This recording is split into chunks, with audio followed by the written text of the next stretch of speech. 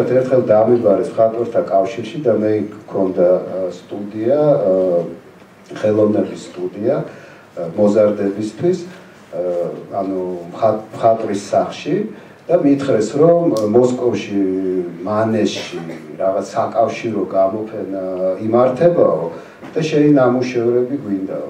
მე ძალიან გამიკვირდა, იმიტომ რომ ჩემი ნამუშევრები საკავშირო გამოფენაზე ცოტა იყო უცნაური.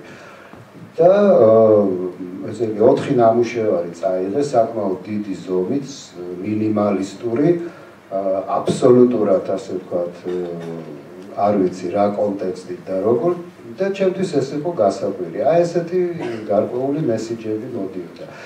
მე მაგრამ ცხადია, რომ ჩვენს ამას საკმაოდ გვიან მივხვდით, იმიტომ რომ აი ამ ყველაფერმა, აი ამ ცვლილებებმა რასაც გარდაქმნა და აქვეს მე რამე პერესტროიკა და ასე შემდეგ, აბსოლუტურად ჩაგვითრია და ეს იყო ძალიან საინტერესო, ძალიან ერთის მხრივ სახალისო საინტერესო, იმიტომ რომ ყველაფერი მანამდე ხდებოდა, მინდა გითხრათ, რომ ხდებოდა, მაგრამ ძალიან ვიწრო წრეში ხდებოდა. ხდებოდა სახელოსნოებში, ხდებოდა, ვთქვათ, აი ესეთ ანუ ცხადია რაღაც დარბაზებშიც კი, რომელსაც ზოგჯერ ქირაობდით, ან ზოგჯერ ვიღაცა მოგვცემ და შემდეგ იმას იბარებდნენ და სჯიდნენ, მაგრამ აი ესეთ, ასე ვთქვათ, კამერულ სიტუაციაში გარკვეული პერფორმანსებიც წყობოდა, შეხვედრები, კამათები, არა, პირველი გამოფენა საერთოდ, აი ეს პირველი გამოფენები, მაშინ სტუდენტები ვიყავით, ჯერ ვაწყობდით სახლში, ძალიან პოპულარული იყო, მაშინ სახლში მოწყობა გამოფენების რა, იმიტომ რომ სხვა გზა არ იყო. გამიგერო შემდეგია ეს გვერდზე ხატავდით და მე ნახატებს უკრავდით, იყო ესეთი რაღაც. გიას გამახსოვს ეს. რას შეგოდით? რაღაც როიალს ვახდით თავს ჩანგლებს რაღაცებს უჩაყრით. კეიჯის რაღაც ვარიანტი იყო. ხო, არა, ნუ ეს იყო, მაგრამ ისევ აი ეს პერფორმანსი ხდებოდა ძალიან ვიწრო წრეში. ნუ ძალიან რა, შეიძლება 10 კაცი ყოფილიყო. და რომელი წლები ყოფილიყო? ეს იყო 70-იანი წლები, ნუ ამიტომაც ჩვენ ამას შევარქვით ინტიმური აქცია რა, იმიტომ რომ ძალიან ინტიმური იყო რა, შეიძლება 4 კაცი ყოფილიყო და ასე შემდეგ. ნუ როგორც ეს ნაწილობრივი მანიფესტები შეუქმნით და ასე შემდეგ. ნუ მაგალითად ერთ-ერთ გამოფენაზე ყველა მონაწილემ თავისი აფიშა შექმნა. ეს იყო ძალიან საინტერესო. თავისი ხელით შექმნა თავისი აფიშა, ძალიან დიდ A0-ზე იმაზე რა ქვია ფორმატის და ეს აფიშები იყო გამოკრული რუსთაველზე. ანუ სადღაც 12 მონაწილემ დაახლოებით თუ არ მეშლება და შემდეგ ყველა ეს აფიშა იყო დაპატიმრებული, ანუ რეალურად იყო დაპატიმრებული, ჩვენ აქტებიც გქონდა, რომ აი ეს ასე ვთქვათ, ამისი აფიშა არის დაპატიმრებული. ნუ ასე ვთქვათ, მონაცემები, ანუ ზომა, ის ყველაფერი ეწერა და დაპატიმრებულია და ყველა აფიშა, ეს ხელნაკეთი აფიშა იყო დაპატიმრებული.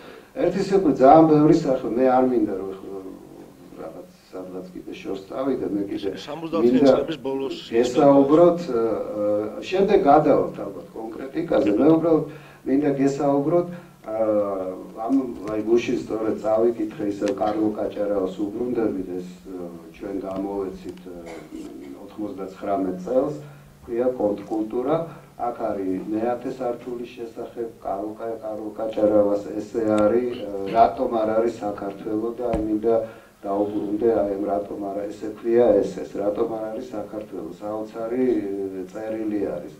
გუშინ რო წავიკითხე, ესე იგი მომეჩვენა, რომ თითქოს დღეს ხდება ეს ყველაფერი, იმიტომ რომ იგივე სამწუხაროდ აი დათომ რო თქვა გარკვეული პრობლემების შესახებ. კარლოს თავარი კონცეფტი რა არის, რატომ არ არის საქართველო? ხო, რატომ არ არის, ანუ აქ არის საუბარი კულტურაზე, ხელოვნებაზე და რატო არ განიხილება საქართველო როგორც ცენტრი, როგორც ასე ვთქვათ, და რუკაზე რატო არ არის სახელოვნებო რუკაზე. დღემდე ჩვენ ასე ვთქვათ, არიან მხატვრები, არიან ჯგუფები, რომლებიც წარმოადგენენ საქართველოს, მაგრამ თვითონ საქართველოში მიუხედავად იმ პროცესებისა, რაც ხდება და პროცესები არის საკმაოდ აქტიური და საინტერესო, მიუხედავად ამისა არ არის ვერ ნარჩუნდება გარემო, არ ხდება ფიქსირება, არ ხდება ასე ვთქვათ, აი ის ამაზე მოდით ცოტა მოგვიანებით ვისაუბროთ.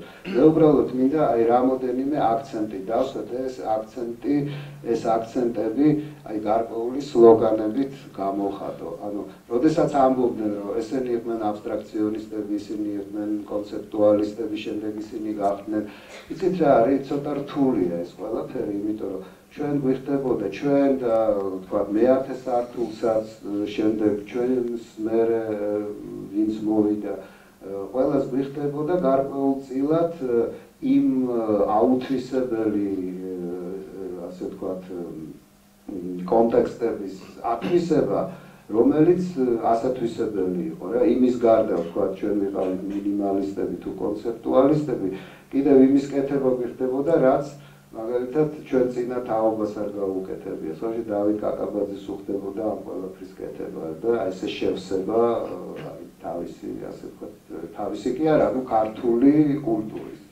მე უბრალოდ მინდა რომ გითხრათ რომ სხვადასხვა პერიოდში იყო სრულიად სხვადასხვა სლოგანები რა. აი მაგალითად იყო ესეთი სლოგანი რომ აი რა არის ხელოვნება. აი ხელოვნება არის ის, რასაც შენ უცაბედად იპოვი შენ საკუთარ ჯიბეში. ეს იყო ეს და მიესადაგება ეს გარკვეულ პერიოდს, ანუ სპონტანურობას და ასე ის რაც არ არის განსაზღვრული და ასე შემდეგ. იყო პერიოდი, როდესაც ძალიან პოპულარული იყო მაგალითად და ეს ძალიან კარგად გამოხატა კარლ ანდრემ, რომ მთაზე ადიხარ, იმიტომ რომ წინ ხვდება მთა და ადამიანი ადის მთაზე, იმიტომ რომ მის წინ არის მთა.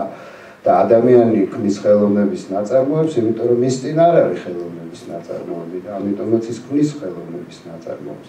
ნუ იყო პერიოდი, როდესაც ვთქვათ, აი სლოგანში რომ გამოვხატო ეს ჟღერდა დაახლოებით ესე რომ art is a good life. ხელოვნება ეს არის კარგი ცხოვრება, მაგრამ ნუ კარგი ეს მარტო ის არ იყო, ანუ გულისხმობდა სისავსეს და ასე შემდეგ და ასე შემდეგ.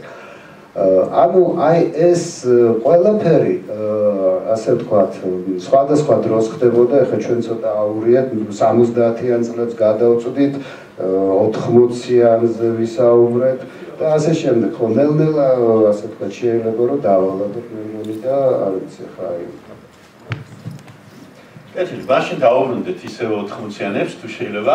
უბრალოდ მე აქ არის წარმოდგენილია თაობა, რომელმაც შეიძლება არ იცის დეტალები, ან ნუ შეიძლება წაკითხული აქვს, მაგრამ ეხლა შეიძლება უბრალოდ აღარ ახსოვს, რა შეიძლება და ყოფილიყო 80-იანები, აქ და თომ კეიჯი ახსენა, არც ინტერნეტი იყო მაშინ, წიგნებიც არ იყო, მე მახსოვს, რომ 70-იან წლებში გოქსია ამერიკის საელჩო იყო შენობაში ხო ეგრეთ წოდებული გოქსი იყო ეს იყო ესეთი კგბ-ს ფილიალი შეიძლება ასე ითქვას უცხოეთთან მეგობრობის საზოგადოება თუ რაღაც ასე ერქვა და იქ გაიმართა ბრიტანული წიგნის გამოფენა მე მაშინ სტუდენტი ვიყავი მე მგონი მეორე კურსზე და ინგლისური წიგნები იყო და პირველად მე მაშინ ნახე შეიძლება გაგიკვირდეთ სალვადორ დალი სალვადორ დალის დიდი ალბომი იყო და ეს ალბომი 2 დღეში გაიცრიცა თვალიერებისგან, იმიტომ რომ ეს რაღაც საოცრება იყო ყველასთვის.